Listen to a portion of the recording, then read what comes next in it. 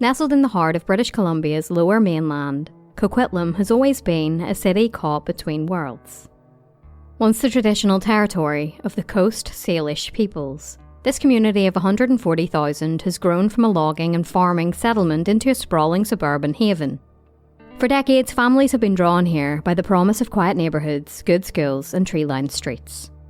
Spurway Avenue embodies everything that makes Coquitlam so appealing to young families and retirees alike. This peaceful residential street winds gently through an established neighbourhood flanked by well-maintained split-level homes from the 1970s and 1980s. The street itself curves just enough to slow traffic to a crawl, with manicured lawns, carefully tended gardens, and driveways where SUVs sit waiting. It's the kind of street where garage doors rumble open at 7 a.m. sharp, where weekend mornings are filled with the distant hum of lawnmower. Most residents have lived here for years, watching each other's children grow up, sharing tools and small talk about the weather. But one early winter morning in January of 1983, Spurway Avenue would be forever changed. At 5:30 a.m, the street lay shrouded in that peculiar pre-dawn darkness that seems to muffle even the slightest sound. Most of the houses stood dark and silent, their occupants deep in sleep, still hours away from alarm clocks and coffee makers. The only movement came from the occasional car on the distant main road. In one of those split-level homes, a man slept peacefully until something jolted him awake. His eyes snapped open in the darkness of his bedroom. For a moment he lay still, trying to identify what had disturbed his sleep. And then he heard it again, the unmistakable crack of gunshots. His heart was racing as he slipped out of bed and moved quietly to his bedroom window. Peering through the blinds, he looked across to his neighbour's house, a modest two-storey home identical to so many others on Spurway Avenue. But something was different. Every light in the house was blazing. Every single window glowed bright yellow against the pre-dawn darkness, as if somebody had frantically flipped on every switch in the place. And then he saw movement. Through the illuminated windows, he could make out the silhouette of a man moving quickly through the house. The figure appeared in one window, then disappeared, then appeared again in another room. He was moving with purpose. Urgent, determined movements that suggested he was looking for something. Or someone. The neighbour pressed closer to his window, his breath fogging up the glass as he tried to make sense of what he was seeing. And that's when he realised the man wasn't alone. There was someone else in that house. Someone the man was pursuing through the brightly lit rooms with a relentless predatory intensity. The chase was on, and on quiet Spurway Avenue, someone was running for their life.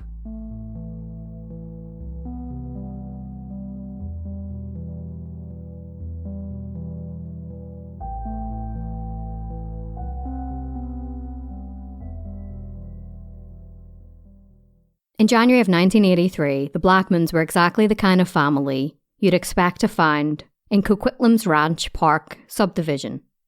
Their split-level home on Spurway Avenue fit perfectly into the neighbourhood's orderly rows of suburban houses.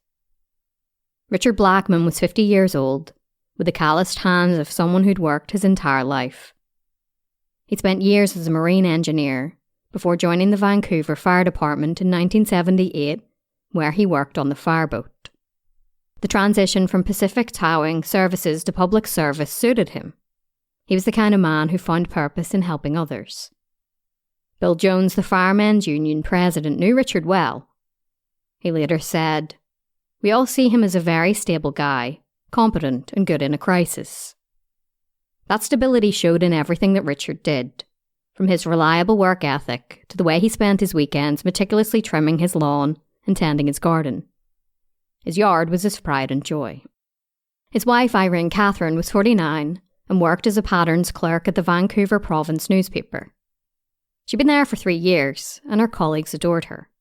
Irene was the kind of person who remembered everyone's birthday and always said, "Have a nice night," before leaving work. She was beautiful as well, She'd even been chosen to pose for posters on the sides of Pacific Press delivery trucks. To the younger staff, Irene was like a mother figure, always ready with a listening ear or an encouraging word.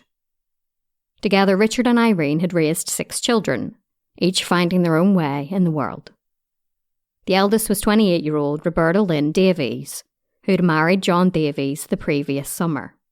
The newlyweds lived on East 11th Street and were the kind of couple that neighbours loved having around. Luigi Lapaccio, who lived nearby, couldn't say enough good things about them. They were so friendly and nice. Every time I would drop in to see them, they were fine people to me. Roberta and John were already talking about starting their own family. Then there was 25-year-old Karen Dale Rhodes, who was going through a rougher patch. Her recent separation had left her living alone on secret court, but she was handling it with grace. Her neighbour Brad remembered her fondly. Karen was so nice, she was also very good looking and had the personality to go with her looks. Despite the divorce, Karen seemed optimistic about her future. The family's third daughter, 26-year-old Kathy Wiley, had moved to Quinsel and was building her own life there. Back home on Spurway Avenue, 3 of the Blackman children still lived with their parents. The youngest was 16-year-old Richard Jr. Everybody called him Rick. He was a student at Sir Frederick Bating Jr. Secondary School, where he made a name for himself in sports. Rick had that kind of energy that comes with being 16 and having your whole life ahead of you. His friend Krista Riddell would later say, he was the best damn guy in the world, the life of the party. Rick had been dating Carolyn Waters for around 10 months, and according to her, he got along with everyone. He was just that type of kid. Then there were 22-year-old twins, Bruce and Barry, who couldn't have been more different despite sharing the same birthday. Bruce was outgoing and mechanical, spending his time playing soccer or working on his car.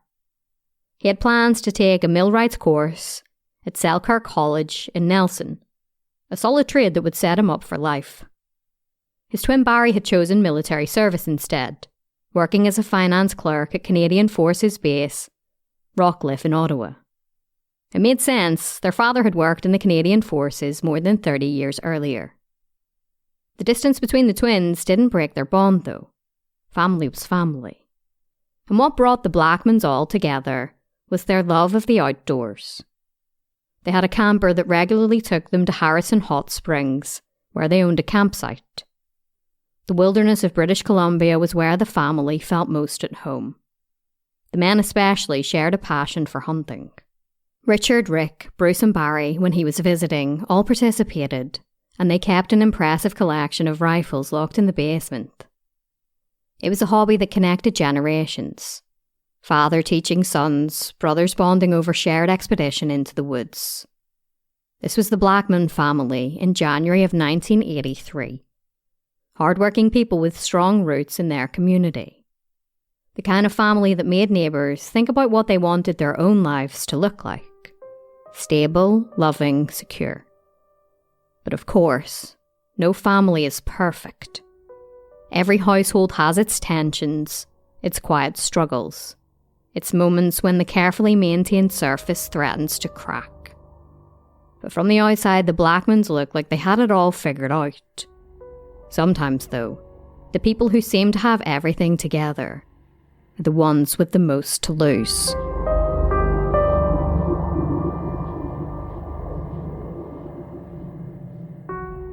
Edfield had always been a heavy sleeper.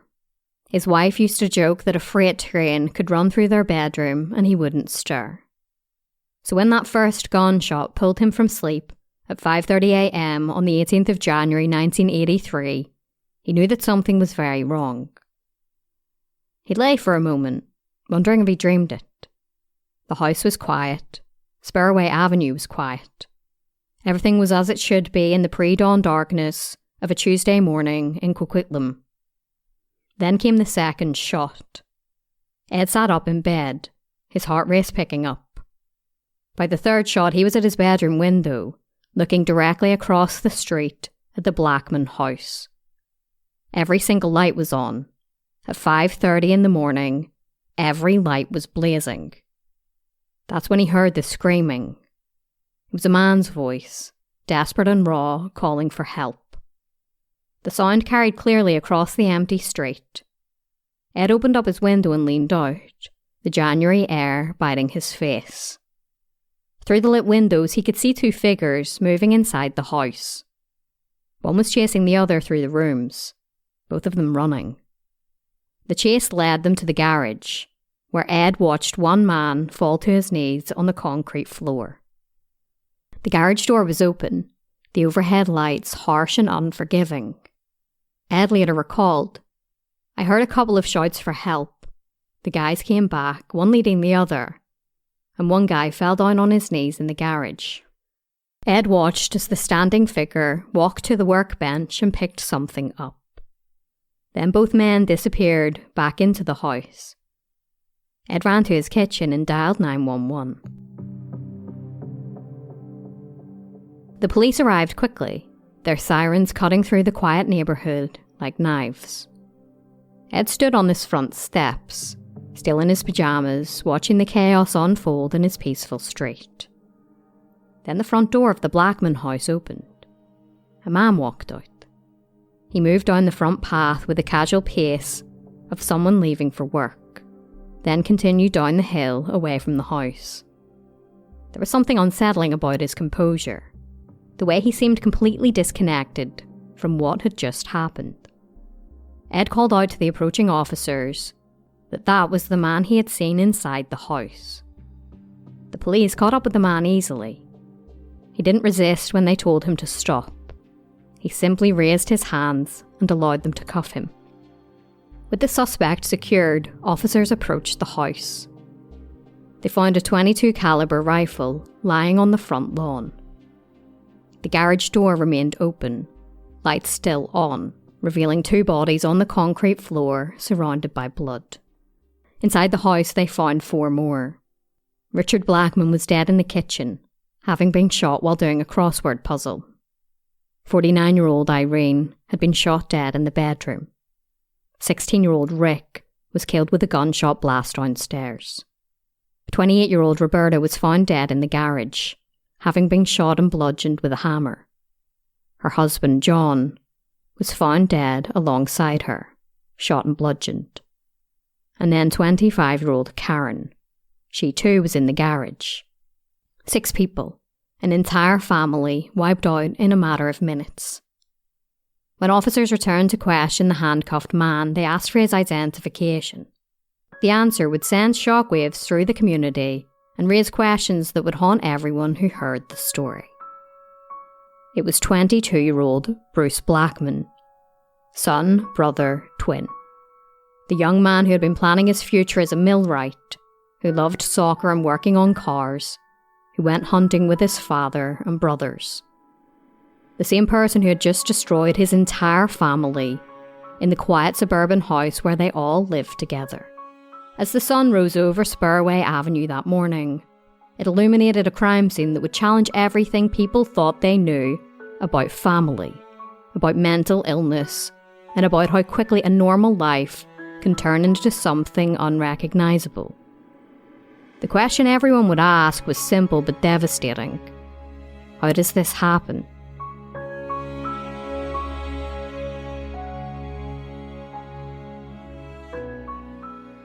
The news spread through Coquitlam like wildfire. The Blackman family, the quiet people who kept their lawn tidy and sent out Christmas cards, had been murdered by their own son. For 2 years, the Blackmans had been the kind of neighbours that everybody appreciated. They kept to themselves without being unfriendly. Their yard was well maintained. They participated in the small rituals of suburban life that make a neighbourhood feel safe and normal. One neighbour said to reporters, "There were no hints of problems in the family.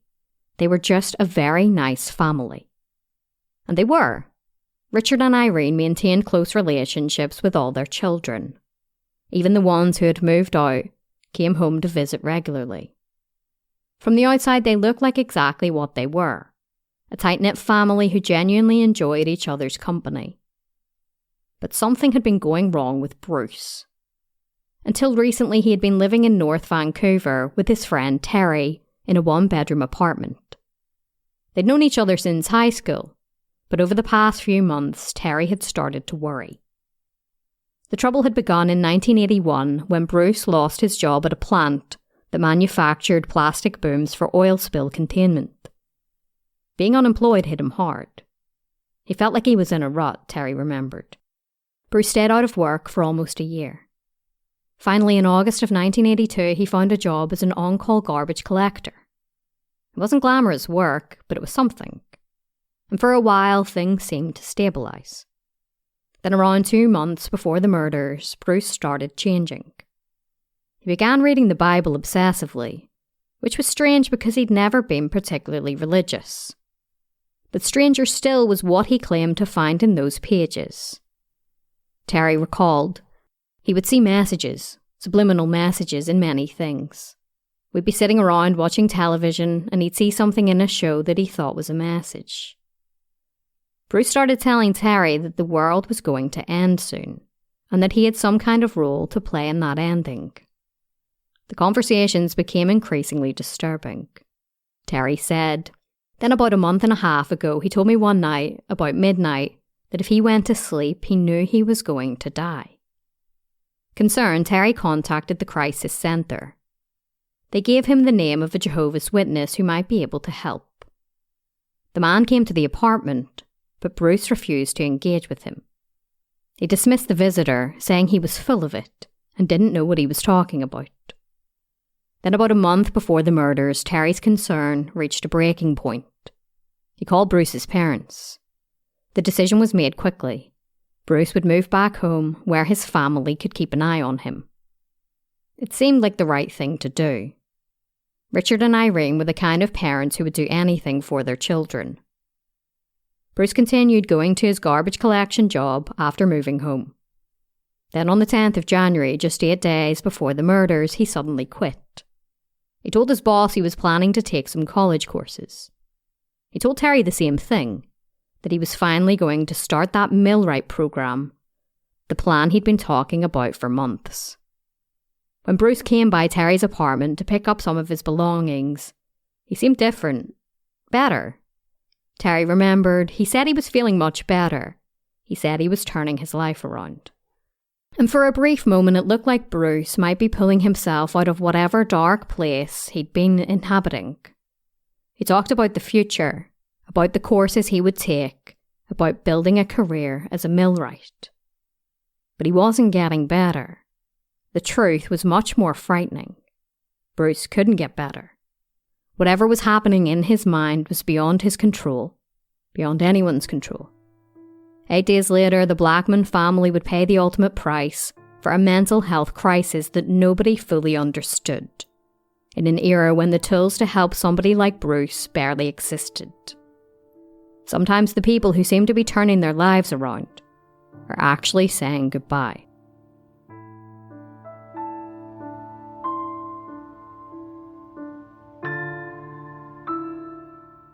After Terry's phone call, Richard and Irene knew they needed professional help. They contacted Dr. Harvey Breen, a Vancouver psychiatrist, and tried to explain what was happening to their son. Bruce had been taking drugs heavily, they told him. He'd been engaging in bizarre rituals involving body fluids. The young man who used to spend weekends working on cars and playing soccer was becoming somebody that they didn't recognise. When Dr. Breen arrived at the family's home, he found Bruce in a state of obvious distress. The 22-year-old was reading the book of Revelations, his attention completely absorbed by the apocalyptic text. He seemed frightened, paranoid. Dr. Breen's diagnosis was swift. Bruce appeared to be in a paranoid schizophrenic state. He gave him an injection of long-acting tranquilizers and left oral medications for ongoing treatment. For a while it seemed to work. A month later, Richard reported that Bruce had improved significantly. The family allowed themselves to hope that maybe they'd caught this thing in time, that their son might be okay. But by mid-January, Bruce was deteriorating again. He had an appointment scheduled with Dr. Breen for the 16th of January, but he never showed up. That same day, his sister Roberta called the psychiatrist. She was worried about her brother. He seemed very confused, she said, and she suspected he might have taken marijuana, cocaine and LSD on top of whatever was already wrong with him. Dr. Breen made another house call. Once again, he found Bruce reading Revelations. But this time, Bruce's delusions had become more elaborate and more disturbing. He was obsessed with the number 7. He wanted the doctor to call a church and find out how many candles were on the altar. Bruce then told Dr. Breen that he was possessed by an all-powerful female entity. He said that he was lost in time. Most chilling of all, he claimed that he was the antichrist. Dr. Breen's assessment was clear. Bruce was in a full psychotic state. He signed commitment papers. Bruce needed to be hospitalised immediately. But the family refused. They didn't want their son committed to a psychiatric facility. Maybe they thought they could handle it themselves. Maybe they believed love and family support would be enough. Maybe they were afraid of the stigma, of what hospitalisation might do to Bruce's future. Whatever their reasons, they said no. Then hours before the murders, Dr. Breen's phone rang once more. It was Roberta, and she was terrified. Bruce had a knife, she told him. The family had changed their minds, and they wanted Bruce committed now. They needed help immediately. Dr. Breen's advice was simple and urgent. If Bruce had a knife, they needed to call the police right away. But by then, it was already too late. Just 2 hours later, Bruce Blackman was under arrest for murdering his entire family. He had killed his parents and his brother Rick first. Then he had called his sisters, asking them to come over. Roberta arrived with her husband John, walking unknowingly into a scene of a massacre. When police found Bruce walking calmly down the hill from his house, he was covered in blood. He was wearing a makeshift headband that he claimed was Jesus' crown of thorns. His words to the arresting officers revealed the complete break from reality that had consumed him. "I'm saving death. When they die, they become everything," he said. He said he needed to see his remaining brother and sister, Barry in Ottawa and Kathy in Quensel, to complete his mission. And then, in a voice that officers described as eerily detached, Bruce Blackman said, "I'm possessed by the devil."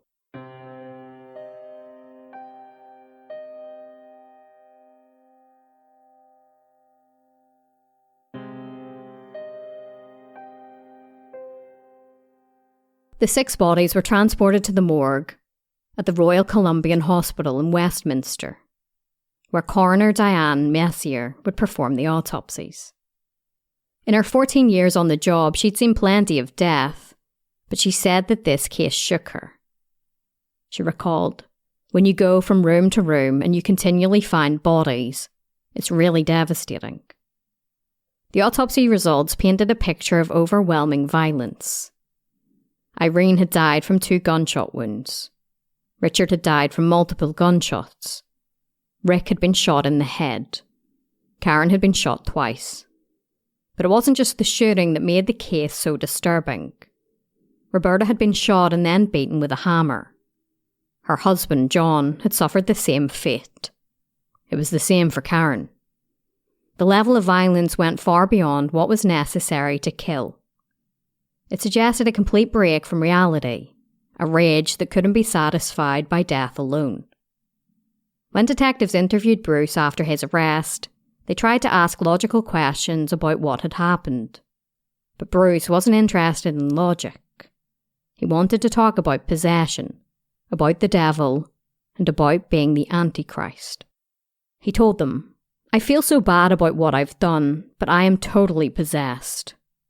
When they asked directly if he had killed his family, his answer revealed the depth of his delusion. "I love my family very, very much. I never killed them. That thing that was in me made me do it."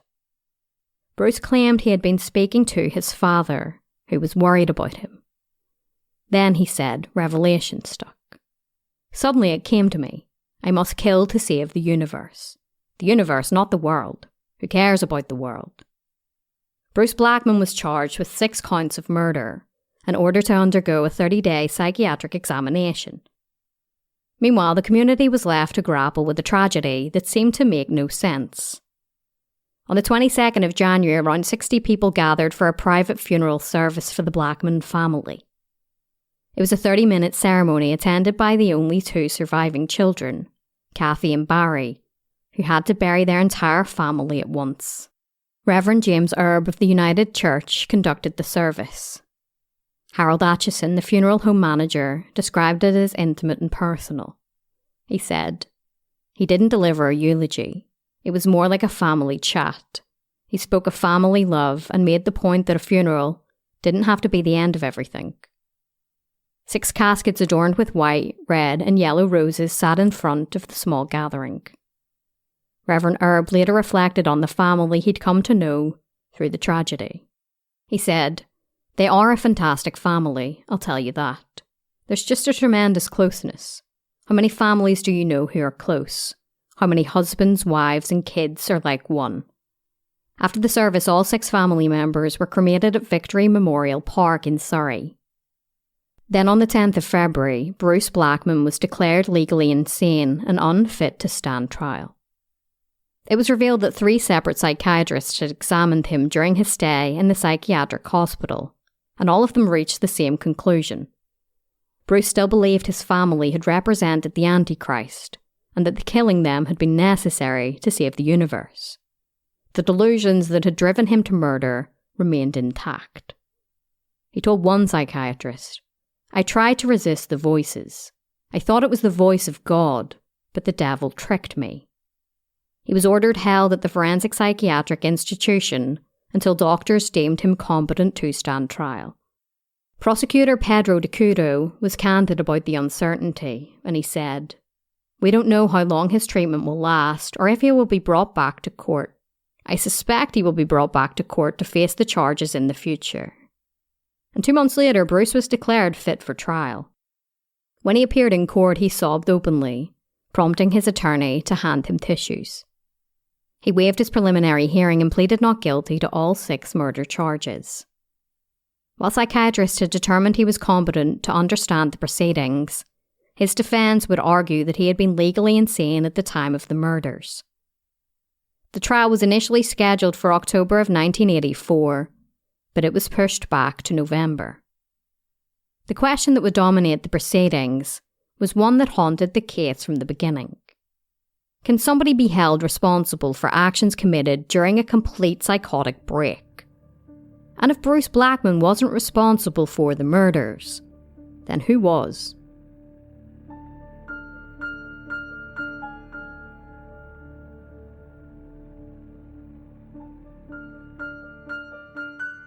On the 3rd of November 1983, a jury was selected and seated in the new Westminster courtroom. What they were about to hear would be unlike most murder trials. Justice Lloyd Mackenzie addressed the 12 jurors directly, explaining that their job would be unusual. They wouldn't need to determine if Bruce Blackman had killed his family. That wasn't in dispute. Instead, they had to decide something much more complex. The judge explained, "As I understand it, there's going to be only one issue. That is the question as to whether this accused was insane at the time of the offences with which he is charged or alleged to have occurred." He then read the legal definition of insanity from Section 16 of the Criminal Code of Canada. A person is insane when he is in a state of natural imbecility or has disease of the mind to an extent that renders him incapable of appreciating the nature and quality of an act or omission, or of knowing that an act or omission is wrong.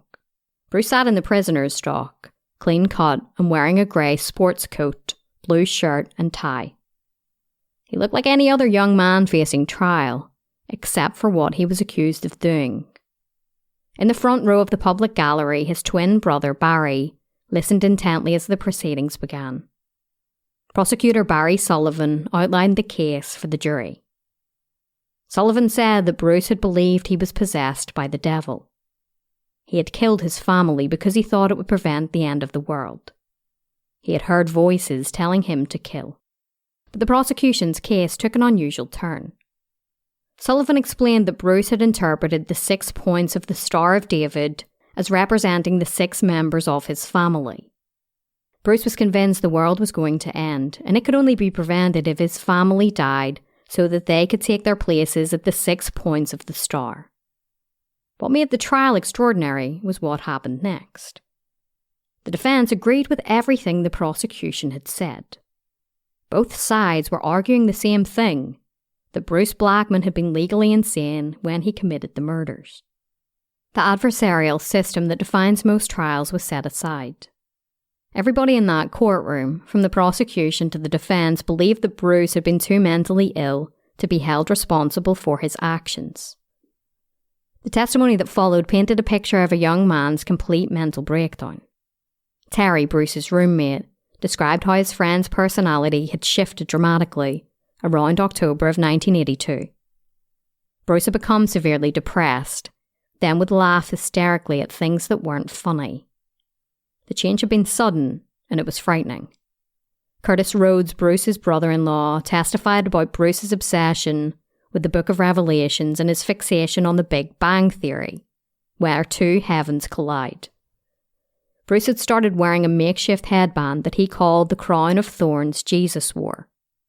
In one disturbing incident, Curtis recalled, Bruce had blended liquid with 2 pages from the Bible and then ordered his sister Karen to drink it. Dr. Harvey Breen took to the stand and explained his efforts to help Bruce. He had wanted to commit him to a psychiatric facility, but the family had refused. While he had the legal authority to force commitment, Dr. Breen testified he hadn't felt Bruce was a danger to himself or others at the time. He seemed highly frightened and excited, Dr. Breen said of his patient. 3 psychiatrists testified that Bruce had been legally insane when he killed his family. Dr. Derek Eves provided crucial context, explaining that Bruce's mental illness had roots in his religious studies.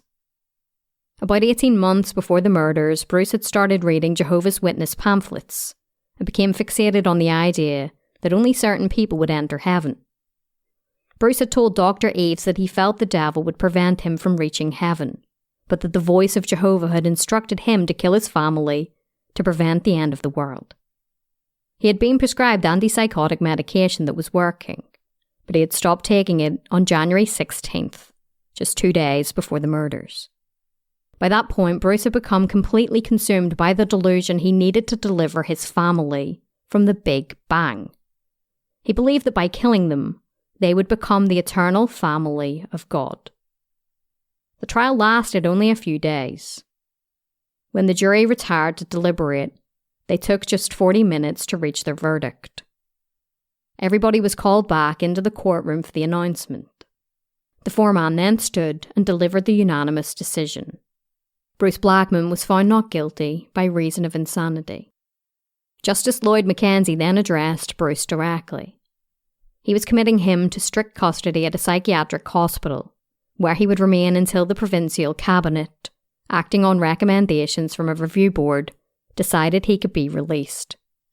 A special committee appointed by the cabinet would review his case annually. As the gavel fell, Bruce Blackman's fate was sealed. He would spend the foreseeable future in psychiatric care, a young man who had destroyed his entire family during a psychotic break that nobody had been able to stop. The verdict satisfied nobody completely. Justice had been served according to the law, but 6 people were still dead, and the 2 surviving Blackman children were left to rebuild their lives, knowing that their brother was both the perpetrator and, in many ways, another victim of this tragedy.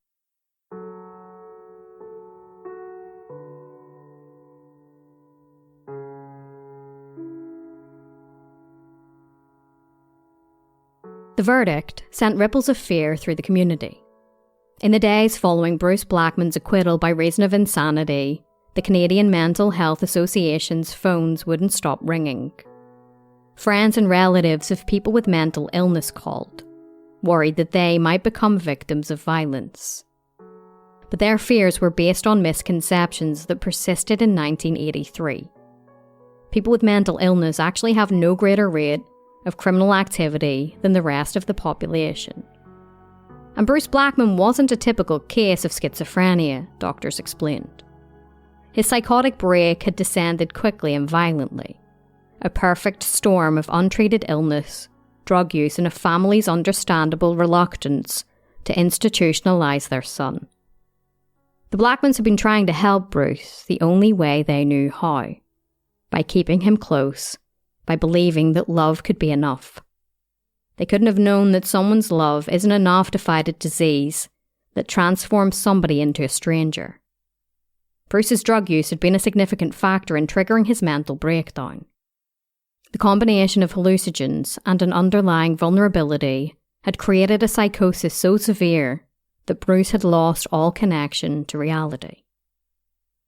For the next 8 years, Bruce remained at the Forensic Psychiatric Hospital. He took his medication, he attended therapy sessions, he examined, in microscopic detail, the enormity of what he had done to the family he had loved. During those years, Bruce legally changed his name to Richard Bruce James, honouring his father Richard and his brother Rick, two of the people he had killed. In August of 1991, Bruce was granted a conditional discharge. He was allowed 1 or 2 weekly unsupervised trips outside of the hospital. Dr. Derek Eves, who had testified at his trial, supported the decision. He said, "One can never give guarantees, but if it were felt that there was a substantial risk, that never would have been approved." Bruce had improved tremendously over the years, but not everybody was comfortable with the decision. Jack Fraser, a former neighbour of the Blackman family, expressed the conflicted feelings that many people had. "I don't like the business of him being released entirely. The woman next door is quite upset about it, but I don't think he's going to harm me or my family." But Bruce had something crucial: the support of his remaining family. Barry, his twin brother, had stood by him, helping him integrate into society. He understood what the rest of the world struggled to accept: that the person who had committed those murders wasn't really his brother. His brother had been consumed by something that had made him unrecognisable. In 1993, Bruce became practically a free man. His supervised releases increased over time. He hadn't shown symptoms of mental illness for years. He found work in a computer-related field in Victoria and moved into a 4-bedroom halfway house. He still had to return to the Forensic Psychiatric Institute, but only 3 or 4 nights a month. Victoria had been chosen because he had family there. As spokesperson Gus Richardson explained, reactions were mixed. He said, "Understandably, some of them are upset about the concept of Bruce's release. Others have been able to make peace with him." Those who knew Bruce during his recovery saw a different person than the one who had committed the murders. Judy Shipper, who had become a friend, said, "Bruce is really bright, intelligent, and articulate, and he became a very good friend of my family. I trusted him with my kids. He played baseball with them." Even Curtis Rhodes, Bruce's former brother-in-law, who had witnessed his deterioration firsthand, continued to support him. Then in June of 1995, a 5-member review board made a unanimous decision: Bruce posed no risk to society. They also made an important discovery about his original diagnosis. Bruce hadn't been suffering from chronic schizophrenia as initially thought. Instead, he had experienced a one-time, drug-induced psychosis. This revelation reframed everything. Bruce's mental break hadn't been the beginning of a lifelong illness. It had been a catastrophic reaction to drugs, combined with psychological stress. Once the substances left his system and he received proper treatment, the person he had always been began to emerge again. Bruce credited his twin brother Barry and his cousin for helping him transition back into the community. When he spoke to the review board, his words revealed both his recovery and his ongoing struggle to understand what had happened. He said, "To this day I can't comprehend it. There were warning signs. How it developed to the stage it did, I can't comprehend. What I remember is the drinking. I can remember the sequences. It should never have happened." The case of Bruce Blackman raised uncomfortable questions that society continues to grapple with today. How do we balance compassion with public safety? How do we distinguish between someone who is dangerous and someone who was temporarily consumed by illness. How do we help families recognise when love alone isn't enough? For Bruce, now Richard Bruce James, the answers came through years of treatment, the unwavering support of his surviving family, and the gradual recognition that the person who had committed those murders was someone he himself could barely recognise. The tragedy of the Blackman family wasn't just about the 6 lives lost that January morning in 1983. It was also about a mental health system that wasn't equipped to help, a family that did their best with limited understanding, and a young man who lost himself so completely that it took over a decade to find his way back.